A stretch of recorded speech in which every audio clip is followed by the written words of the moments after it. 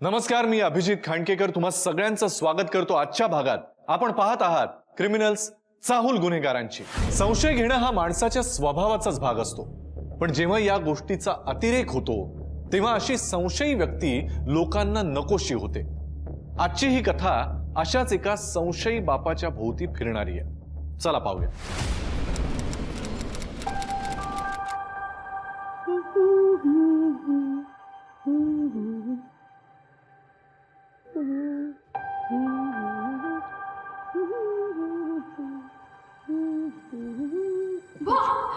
अगं अनु,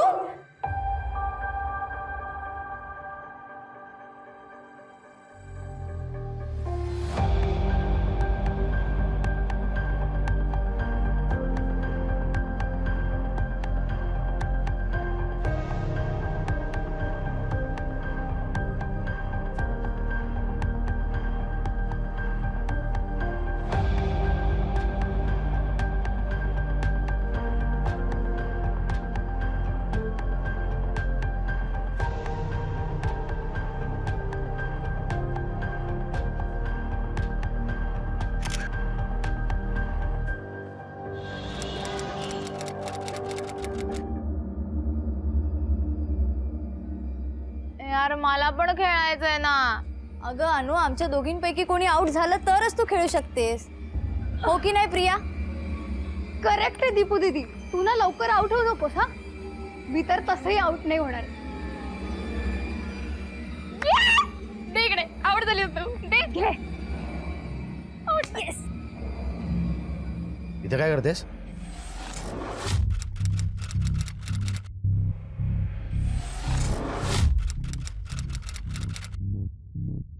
बाबा ते शटल कॉक घ्यायला आले होते। कोणाला भेटायला आलीस? कोणाला नाही बाबा, आम्ही बॅडमिंटन खेळत होतो।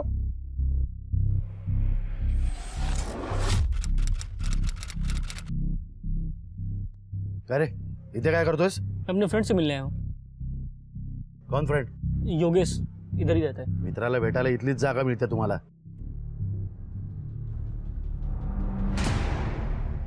खरं सांग, हे शटल निमित्त आहे ना? खरंच नाही बाबा, आम्ही बॅडमिंटन खेळत होतो। कोणाला तरी भेटायला आली तू, खोटं बोलायचं नाही। अहो बाबा खरंच। मध्ये नाही बोलायचा।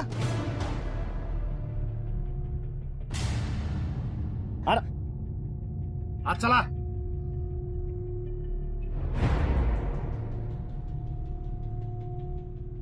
बॅडमिंटनच बंद करायचं आहे मला आता। नंतर बोलते। कोणाशी बोलतेस? भावाशी। कोण भाऊ? आकाश। हं? भांडण झाले ना त्याच्याशी तुझं? त्याला 2 आठवडे झालेत। किती संशय घेता हो तुम्ही माझ्यावर?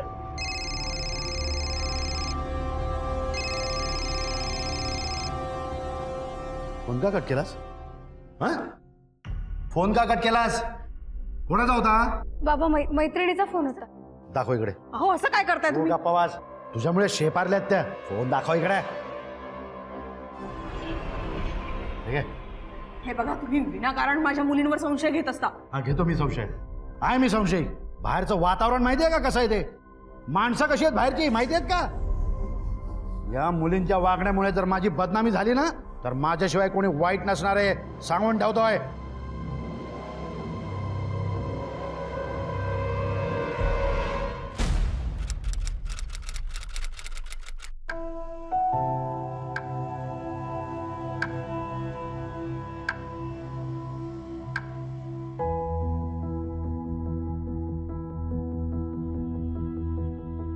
अगं आवरलं की नाही सर तुम्ही?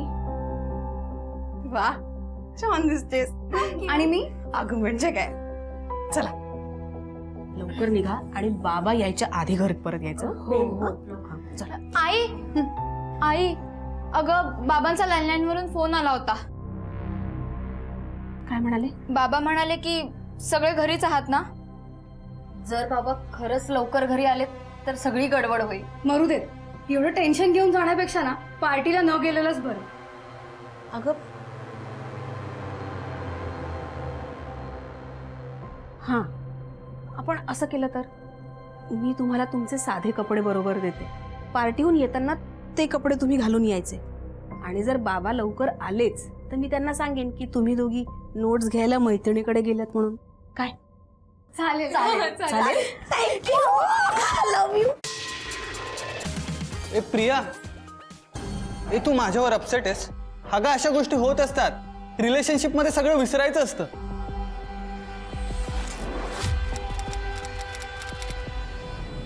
पहिली गोष्ट, तू जे काय केलंयस ना ते विसरण्यासारखं नाहीये आणि माफ करण्यासारखं तर त्याहून नाहीये. आणि दुसरी गोष्ट, आपण रिलेशनशिप मध्ये होतो, आता नाही आहोत. Am I clear? Come on यार. जय, तुझ्या लिमिट्स मध्ये राहा.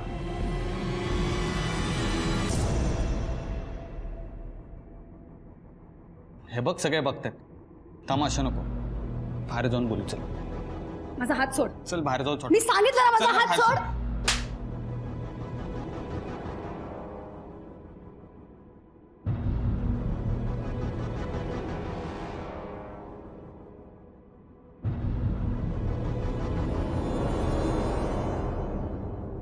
मला मारतेस? सोडणार नाही तुला. हा ऐक, तुझी वस्तू रेडी आहे, घेऊन जा.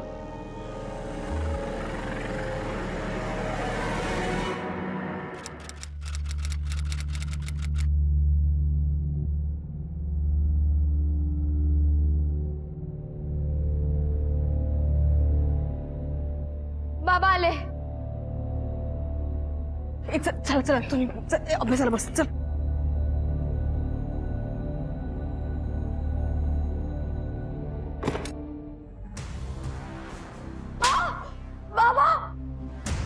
लाज नाही वाटत?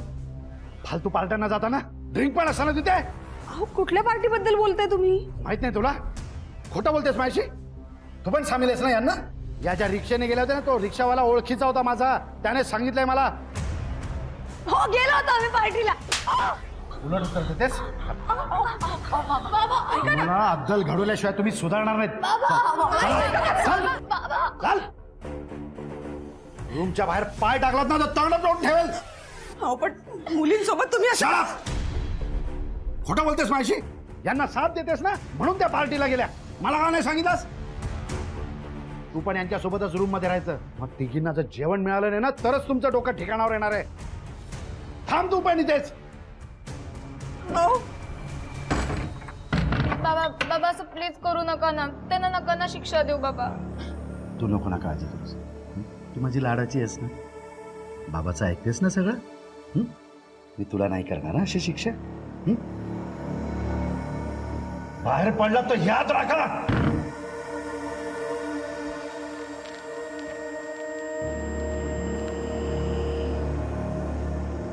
आई आई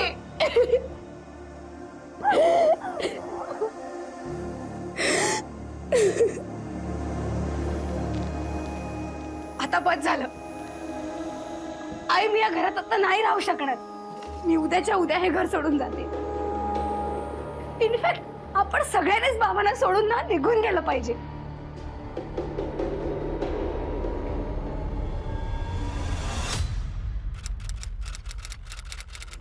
हा स्प्रे याने तुझं काम होऊन जाईल. आणि हा मास्क घे.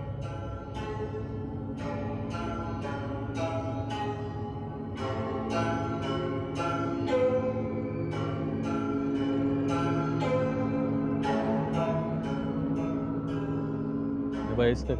आणि त्या दोघींना ओळखतोच. हो. काम झालं पाहिजे.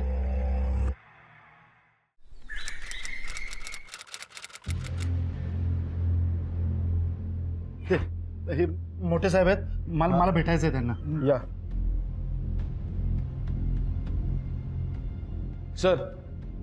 साहेब माझी 2 मुले आणि माझी बाईक. एक मिनिट शांत हो. बसा का. हो नाही, गायब आहेत त्या. बसा तुम्ही. शांत हो. पाणी घे. काय झालं सांगा. माझी बायको आणि माझ्या 2 मुली कालपासून घरी आलेल्या नाही आहेत. कालपासून? आणि तुम्ही आज येताय आमच्याकडे? मी काल पुण्याला गेलो होतो साहेब. रात्री उशिरा माझ्या शेजारच्यांचा मला फोन आला की तुमची छोटी मुलगी अनु रडते म्हणून मी म्हटलं तिची आई आणि दोघी बहिणी असतील ना घरी, तर म्हणाले की ते नाही आहेत घरी. तुम्ही त्यांना फोन करून बघितलं का पण तुमच्या बायकोला मुलीला? हो साहेब, पण त्या दोघींचे मोबाईल स्विच ऑफ लागत आहेत. दोघींचे म्हणजे? म्हणजे माझी बायको माया आणि प्रिया यांच्याचकडे फोन आहे, दीपालीकडे नाही आहे फोन. बरं ठीक आहे, तुम्ही काळजी करू नका. तुम्ही त्या तिघींचे फोटोज, त्यांचे मोबाईल नंबर, सगळे डिटेल्स आम्हाला द्या. जाताना त्यांनी कुठले कपडे घातले होते ते सगळे डिटेल्स आम्हाला द्या, ठीक आहे? आम्ही सगळी चौकशी चालू करतो, तपास चालू करतो. डोंट वरी. बघाडे, यांच्याकडून रीतसर कंप्लेंट नोंदवून घ्या. सर, माझ्या मुलींना आणि माझ्या बायकोला शोधून काढा साहेब. डोंट वरी. नायकुडी, त्या दोघींचे मोबाईल नंबर ट्रॅकिंगला टाका आणि तिघींचे फोटो सगळ्या हॉस्पिटल्समध्ये, पोलीस स्टेशनला आणि रेल्वे स्टेशनमध्ये सर्क्युलेट करा. Okay sir.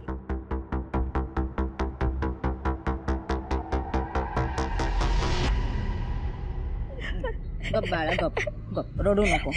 तुझे बाबा गेलेत ना पोलीस स्टेशनला, ते नक्कीच तुझ्या आईला आणि तोनी ताईनं शोधून आणतील. काकू, मला ना खूप खूप काळजी वाटते हो. त्या कुठे गेले असतील मला न सांगता. आणतील बाबा शोध. गप गप. सर, माया आणि प्रियाचा फोन 5 मिनिटाच्या गॅपमध्ये स्विच ऑफ झाला आणि तोही त्यांच्या घराच्या आसपास. म्हणजे या तिघींना एकाच वेळी कोणीतरी किडनॅप केला असू शकतं आणि त्यांचे मोबाईल स्विच ऑफ केले असतील किंवा काढून घेतले असतील. सर, पण गोपाळरावांना अजून खंडणीसाठी फोन नाही आला. आणि मला हा प्रश्न पडतोय की सरकारी कार्यालयामध्ये क्लर्क म्हणून काम करणाऱ्या कुटुंबातील मुलींना कोण किडनॅप कशाला करेल? पण आणखीन एक शक्यता नाही कोणी, या फॅमिलीमध्येच परस्परात वाद झाले असतील तर? सर, मी गोपाळरावांच्या घराच्या आसपास चौकशी केली सर. त्या तिघींना एकत्र जाताना कुणी पाहिलं नाही आणि सर त्यांच्या परिसरात CCTV कॅमेरेही कुठे नाहीत. पण गोपाळरावविषयी अजून एक गोष्ट समजली. कोणते? सर, त्यांचे शेजारी सांगत होते गोपाळराव आपल्या मुलींच्या बाबतीत अत्यंत संशयी स्वभावाचे होते आणि सर ते प्रत्येक गोष्टीमध्ये संशय घेणं त्यांची सवयच होती. आणि सर याच सवयीपोटी ते एकदा त्यांच्या मुलीच्या मागे लपत गेले आणि स्वतःच ऑफिसला जायला विसरले.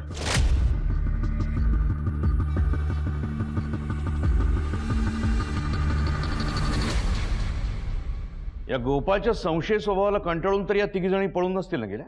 किंवा असंही असेल गोपाळनं स्वतःच कांड केलं असेल आणि आपल्यासमोर नाटक करत असेल तर. एक काम करा, या गोपाळची सगळी माहिती काढा, त्याचे कॉल डिटेल्स काढा. Okay sir. हॅलो, काय?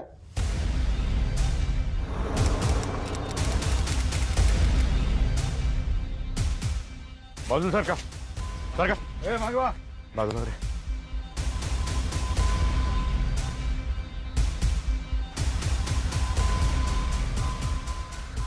सर, ही तो गोपाळरावांची बायको माया आहे. ती प्रिया का चेक करा जर. मॅडम, बॉडी चेक करा. Yes sir. सर, ही प्रियाच आहे. म्हणजे कदाचित गोपाळची दुसरी मुलगी इथंच आसपास असेल कुठेतरी.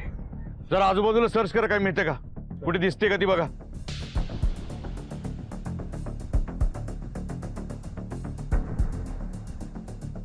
मॅडम. सर, गळ्यावर वार आहे. सर, हिच्या पण गळ्यावरती वार केले गेले. नायकोडी, दोन्ही बॉडीज इमिजिएट पोस्टमॉर्टमला पाठवा. Okay sir. आणि गोपाळच्या घरी कळवा. ठीक आहे.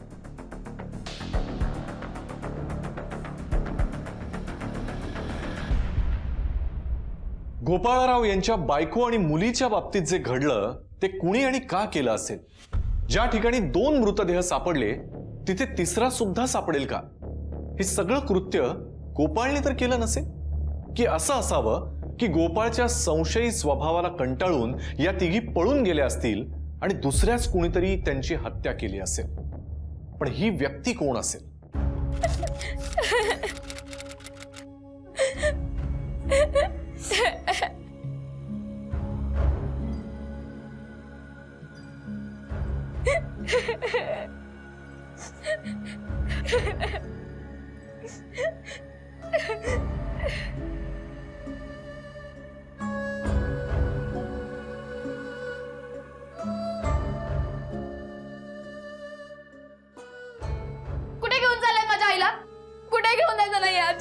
लावायचा नाहीये तिला.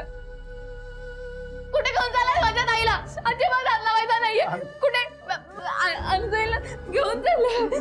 ताई आई नको ना. कुठे घेऊन जायचं नाहीये माझ्या आई आणि ताईला. कुठे घेऊन जायचं नाहीये. ए अनु अनु हे हे हे, पाणी आण पाणी. अनु अनु अनु उठ ना. अनु उठ उठ ना.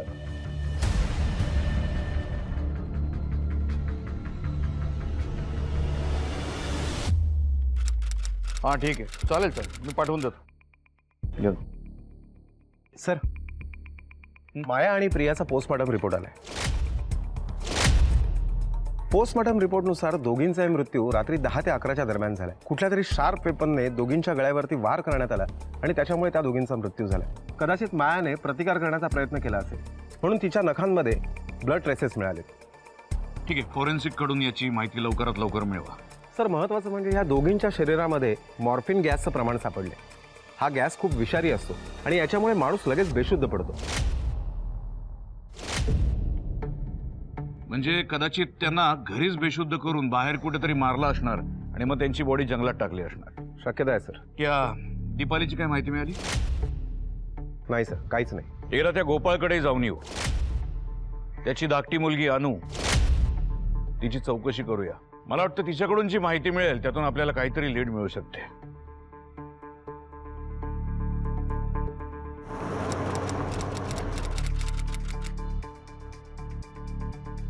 आम्हाला तुमच्या मुलीबरोबर थोडं बोलायचं.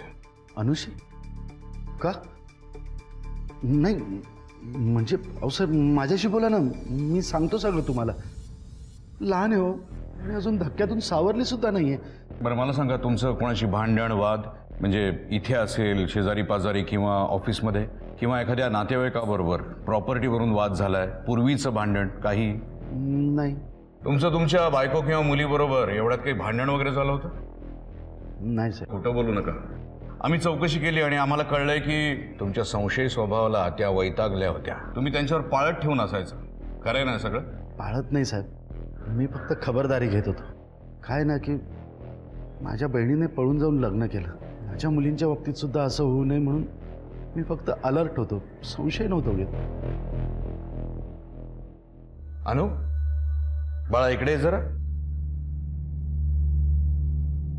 अनु बाळा, त्या रात्री तू घरी होतीस ना? काय झालं नेमकं त्या रात्री? हे बघ, घाबरू नकोस. काका, त्या दिवशी संध्याकाळी एक बाई आली होती. काही आहे का? दीपाली ताई? हां, एक मिनिट. ताई, तुला कोणीतरी भेटायला आलंय. तुझी आई सुद्धा आहे का? नाही, माझी आई आणि ताई बाहेर गेलेत आणि मी पण आता खेळायला बाहेर चालले. जा. ते बाई आली होती वगैरे तुम्ही आम्हाला काहीच सांगितलं नाही. मला सुद्धा माहीत नव्हतं. म्हणजे मला जेव्हा फोन आला तेव्हा मी लगेच घरी आलो आणि मग शोधाशोध सुरू झाली ना. अच्छा. नायकोडी, जरा आसपास चौकशी करा. या बाईविषयी कोणाला काही माहिती आहे का? Okay sir. बरं अनु, तू त्या बाईला नीट पाहिलंस राईट? तिचं वर्णन तू करू शकतेस? मला एक्झॅक्ट नाही आठवत आहे. जेवढं आठवेल तेवढं.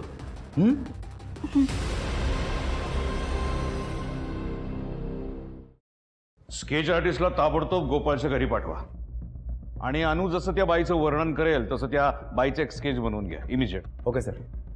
सर मी प्रिया आणि माया या दोघींचे कॉल रेकॉर्ड्स काढले. प्रियाला सतत एका मोबाईलवरनं फोन येत होता. कोणीतरी जय साने नावाच्या माणसावर तो नंबर रजिस्टर्ड आहे. तो नंबर आता स्विच ऑफ आहे. जय साने, त्याचे कॉल डिटेल्स काढा आणि उचला त्याला. बरं, त्या गोपाळच्या ऑफिसमधून काही माहिती मिळाली? हो सर. सर गोपाळने आपल्याला त्या दिवशी सांगितलं होतं की ऑफिसच्या कामानिमित्त पुण्याला गेलो होतो. या गोष्टीची खात्री करून घेण्यासाठी मी त्याच्या बॉसला फोन केला. त्याने सांगितलं की तो खरं बोलतोय. बॉस खरं बोलत असेल, पण या गोपाळला जर खरंच कांड करायचं असेल तर तो पुण्याला राहूनही सूत्र हलवू शकतो की?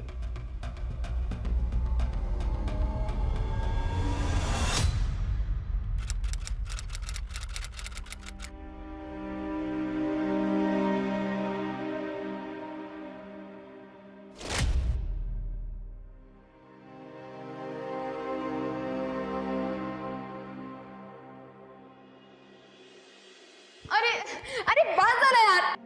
तुम्ही जर का असंच वागणार असाल ना तर मी कट्टे घेईन तुमच्याशी आणि खूप दूर निघून जाईन. अनु अशी काय बोलते? अनु मस्करीत सुद्धा असं म्हणायचं नाहीस, नाहीतर सॉरी ये. ताई तूच म्हणाली होतीस ना ग की मी जाण्याच्या गोष्टी करायच्या नाहीत म्हणून. आणि आता आता तुम्हीच माझ्यापासून दूर गेला.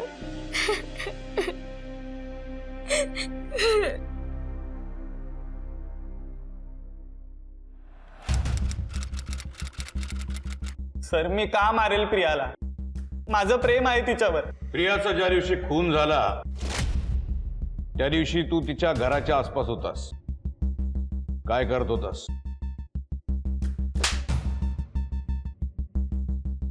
फक्त त्या दिवशीच नाही, आदल्या दिवशी सुद्धा तू तिच्या घराच्या जवळपास होतास. बोल. एवढंच नाही, एका पार्टीमध्ये प्रियाने तुला मारलं होतं ना, आणि तू तिला सोडणार नाही अशी धमकी पण दिली होतीस. सर तुम्ही जे सांगताय ते सगळं मान्य आहे मला, पण मी खरंच सांगतोय सर, मी प्रियाला नाही मारलंय. मग तिच्या घराच्या आसपास काय करत होता? सर दुसऱ्याच दिवशी माझा वाढदिवस होता. मी पार्टी करण्यासाठी फार्म हाऊसला जाणार होतो. प्रिया आणि माझं नुकतंच पॅचअप झालं होतं. प्रियाचे बाबा पुण्याला गेल्याचं समजलं म्हणून मी तिथे गेलो होतो.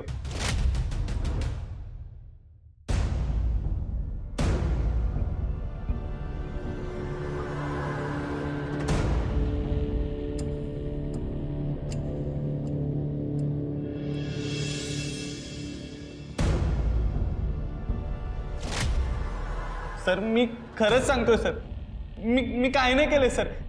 आईची शपथ घेऊन सांगतोय सर, मी खरंच काय नाही केलंय सर. हे काय झालं इथं?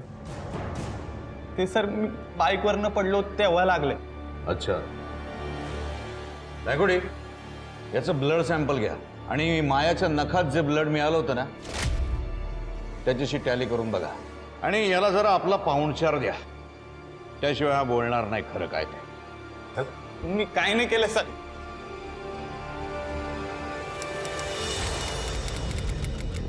Naikodi are you sure? अनुने कन्फर्म केलं हीच ती व्यक्ती होती? हो सर, अनुने सांगितलं हीच ती बाई होती. ठीक, हेच केस सगळ्या पोलीस स्टेशनमध्ये सर्क्युलेट करा आणि आपल्या खबरी नेटवर्कमध्ये जरा चौकशी करा. या बाईला कोण ना कोणतरी नक्की ओळखत असते. काही गोष्टी ऑब्झर्व केल्यात नायकोडे तुम्ही? प्रिया आणि माया या दोघींच्या खुनामध्ये काही गोष्टी कॉमन आहेत. म्हणजे दोघींचाही खून सारख्याच पद्धतीने झालाय. दोघींची बॉडी निर्जन ठिकाणी म्हणजे जंगलाच्या बाहेर टाकण्यात आली आणि दोघींची बॉडी गोणींमध्ये सापडली. आपल्या फॉरेन्सिक टीमनी गोणींच्या रिपोर्टमध्ये काय सांगितलंय? सर आपल्या फॉरेन्सिक टीमच्या रिपोर्टनुसार त्या गोणींवरती जी प्रिंट आहे त्याच्यावरनं हे लक्षात आलंय की त्या गोणी सांगलीमधल्या कुठल्या तरी होलसेलरने वापरल्या होत्या. अच्छा, म्हणजे त्या खुन्याचं सांगलीशी कनेक्शन असेल किंवा तो सांगलीतला असू शकतो. सर असंही असू शकतं की त्या गोणी सांगलीच्या आहेत, हा फक्त योगायोग असावा आणि खुन्याने त्या गोणी वापरताना या गोष्टीचा विचारच केला नसेल. पण त्या फॅमिलीचं सांगलीशी काही कनेक्शन असेल तर त्यांचं पूर्वी काही कनेक्शन होतं का किंवा आत्ता काही कनेक्शन आहे का हे आपल्याला शोधायला हवं. आपल्याला चेक करायला हवं त्यांच्या घरी काही अशा डॉक्युमेंट्स मिळत आहेत का. आपल्याला त्यातून नक्कीच काहीतरी लीड मिळेल.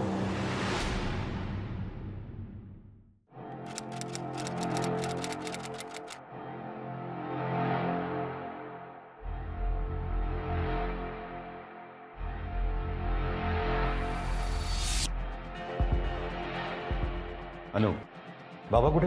ते बाहेर गेले. अच्छा, आपण? मी त्यांच्या शेजारी राहते. ओके. अनु, थोडं विचारायचं होतं आम्हाला बाबांना तुझ्या. तू सांगितलंस तरी चालेल. तुम्ही याच्या आधी कुठे राहायचा? नागोठणे. नागोठणे? ओके, बरं. ॲक्च्युली आम्ही दीपाली संदर्भात एक गोष्ट शोधतोय आणि आम्हाला वाटतं ती तुमच्या घरात असेल. ती शोधण्यासाठी आम्ही इथं आलोय. नाही कुठे बघा.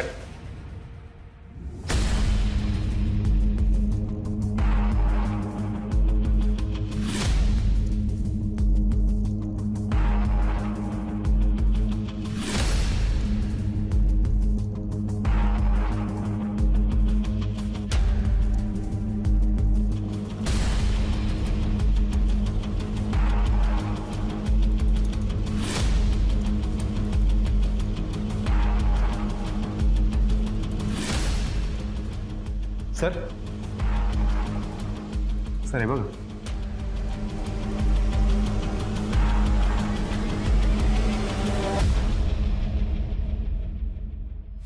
अनु, दीपाली तुझी मोठी बहीण आहे, तुमचं आडनाव राव आहे, मग हे इथं दीपाली चव्हाण का लिहिलं? काका, दीपाली ताई माझी सख्खी बहीण नाहीये.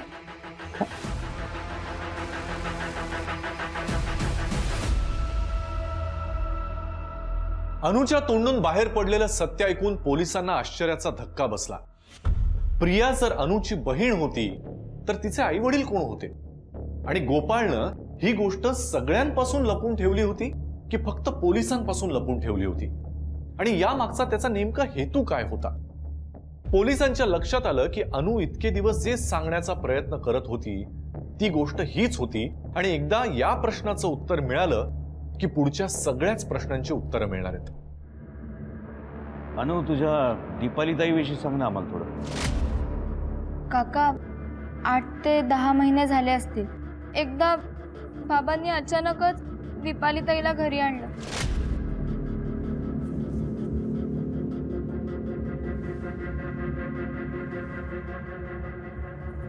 ये आता हे आपलंच घर समजायचं, हा लाजायचं नाही. बाबा, ही कोण आहे? ती तुझी बहीण आहे. आता आपल्या शेजारी पण कोणी राहायला आलेलं नाही. आपण सुद्धा नवीनच आहोत इथे, त्याच्यामुळे कुणीही विचारलं तरी सांगायचं की ही माझी सख्खी बहीण आहे. कळलं का? जा.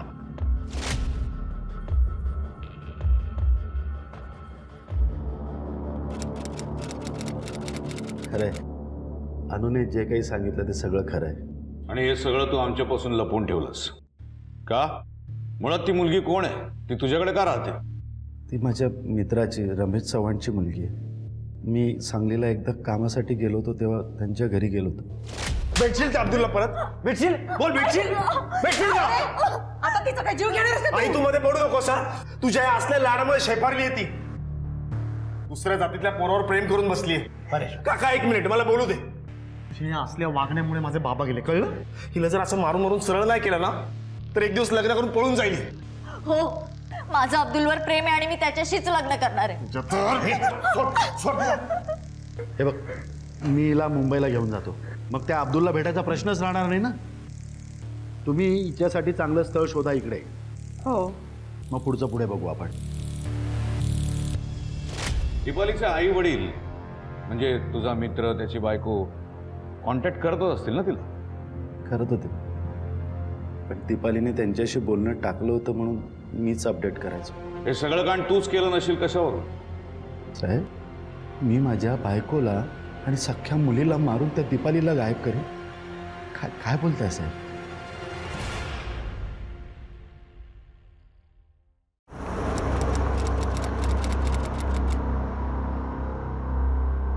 नाही, ते सगळं कामाचं होत राहील, पण त्याआधी पेमेंट ट्रान्सफर. 1 मिनिट.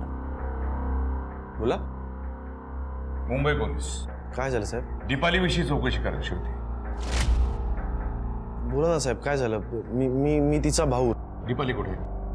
ती मुंबईला असते माझ्या काकांकडे. ती मुंबईला इथं नाहीये. काय? ओ, असं कसं शक्य आहे? माझ्या आईचं आणि माया काकीचं मागच्याच आठवड्यात बोलणं झालं.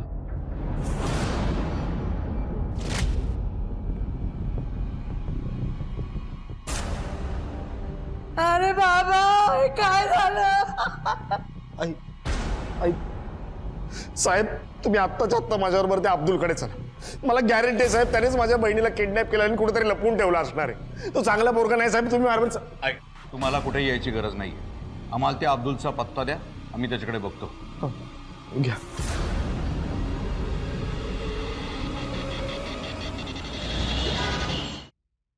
दीपाली कुठे? सर, तुम्हाला त्या परेश चव्हाणने पाठवलं असेल ना?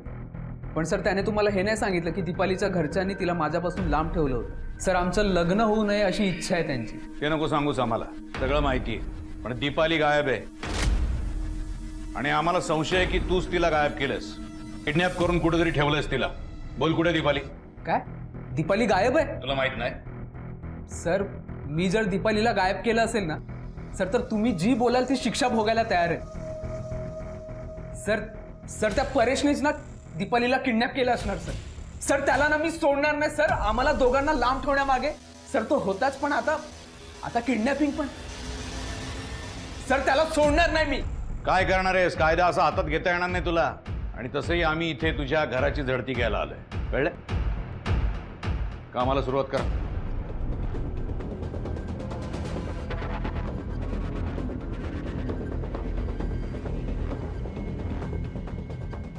सर दीपाली नाही इथं.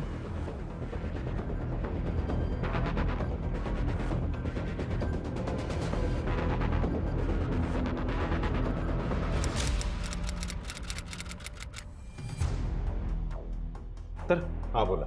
एक घटना समोर आली. मी परेशचा CDR काढला आणि त्याच्या CDR नुसार परेश गेल्या आठवड्यामध्ये मुंबईमध्ये होता. आणि हे बघा सर, परेशचं एका हिस्ट्री शीटर बरोबर बोलणं झालंय. तर मला चांगलं आठवतंय, या हिस्ट्री शीटरला मी इलिगल गॅस विकताना पकडलं होतं. परेशला उचलून आणा. Okay sir.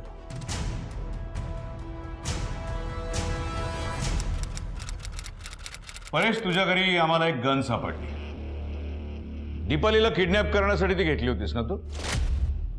मी मान्य करतो की मी गन घेतली, पण साहेब मी काही केलेलं नाहीये साहेब. एक दिवस मला गोपाळ काकाने बोलवलं. ए बाबा, थकलो रे तुझ्या बहिणीला समजवून. मित्राची मुलगी म्हणून इथे आणलं तिला. सुरुवातीला शांत होती, पण नंतर सांगलीत जसं वागत होती तसंच वागायला लागली. म्हणजे तो अब्दुल आला होता तिला भेटायला. मी ऑफिस बुडवून त्यांच्या मागे गेलो. तिथे बघतो तर ही आणि अब्दुल.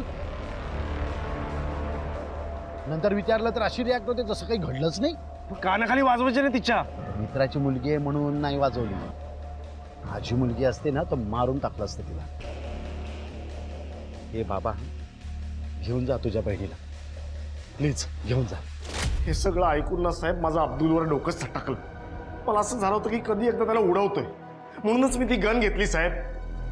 साहेब मी तुम्हाला 100% खात्रीने सांगतो, मला माहिती आहे सगळं अब्दुलनेच केलं. तुम्ही त्याला पकडा साहेब, प्लीज.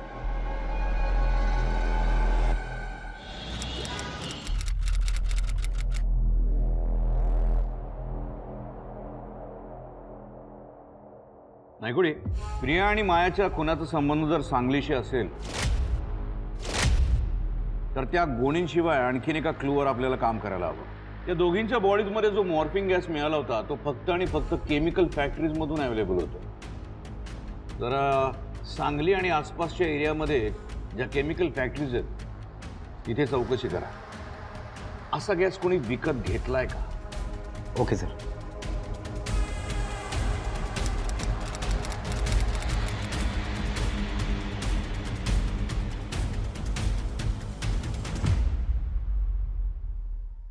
नाही, काही प्रॉब्लेम नाही. परवा आलास तरी चालेल. Sir okay, bye.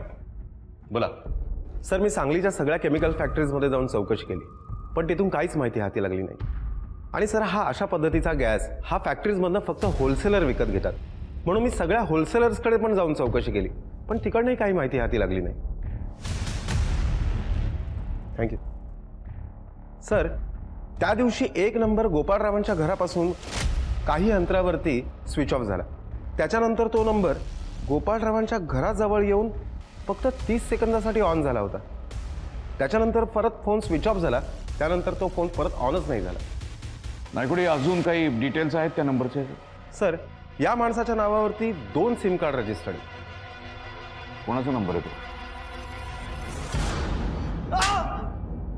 साहेब साहेब मी खून नाही केलाय. मी फक्त याला मदत केली बस.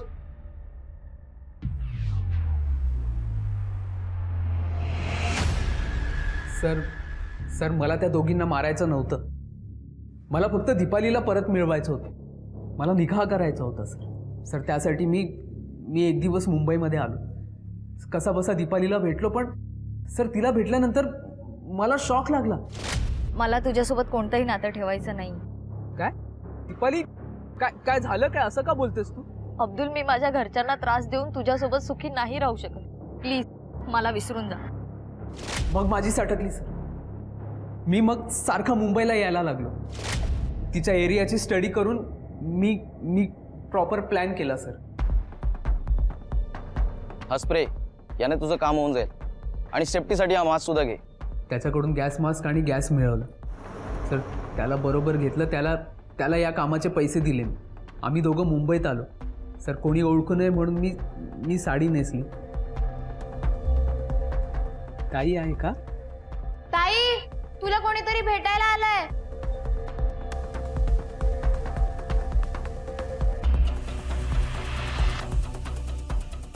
कोण आहात तुम्ही? सर सगळं प्लॅननुसार चालू होतं. मी दीपालीला बेहोशसुद्धा केलं सर. पण अचानक ती मुलगी प्रिया आणि तिची आई मध्ये आली सर. मी तो गॅस घेतला आणि त्यांच्यावर मारला. दोघी बेशुद्ध झाल्या सर. पण सर कुठेतरी ना मला त्यांच्या मनात ना राग होता की दीपाली आधी माझ्याजवळ नीट बोलायची, पण इथे आल्यापासून खूप विचित्र वागत होती सर. मला वाटलं की या दोघींनी तिचे कान भरले होते सर. मला त्या दोघींचा खूप राग आला सर. मी दोघींनाही मारून टाकलं.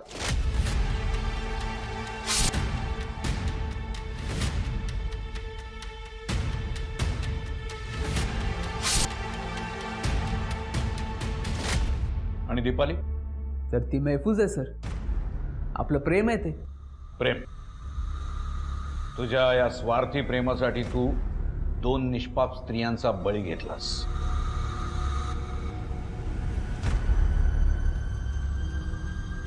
दीपाली मॅडम,